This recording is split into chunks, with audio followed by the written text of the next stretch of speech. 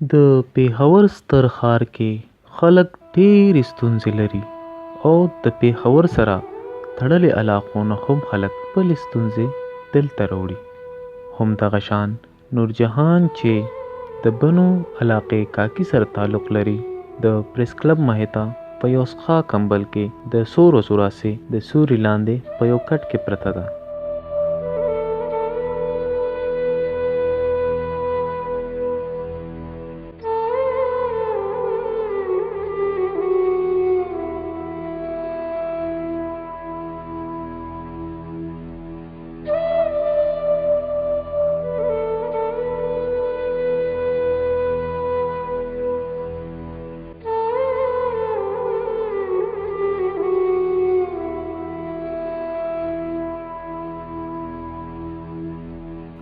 نورجهان سره خپل سخر غیر انساني عمل کړی، د دغې وجې نورجهان سره خپل ذهن ملګرتیا نه کوي.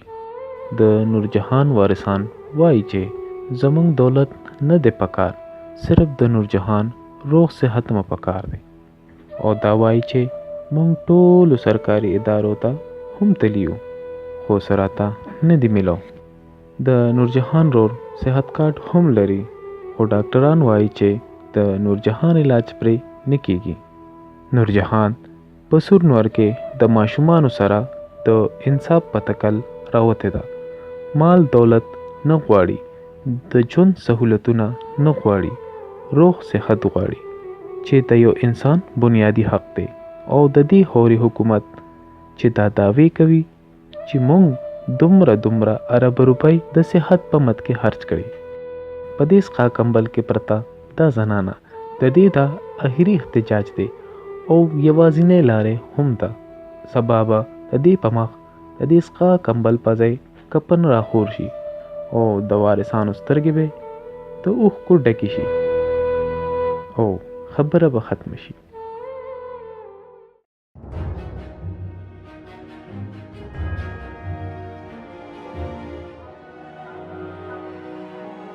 وطن نیوز د نوې ویډیو کتو لپاره زموږ یوټیوب چینل خامخا سبسکرایب کړئ او ویډیوز هم ملګرو سره شیر کړئ.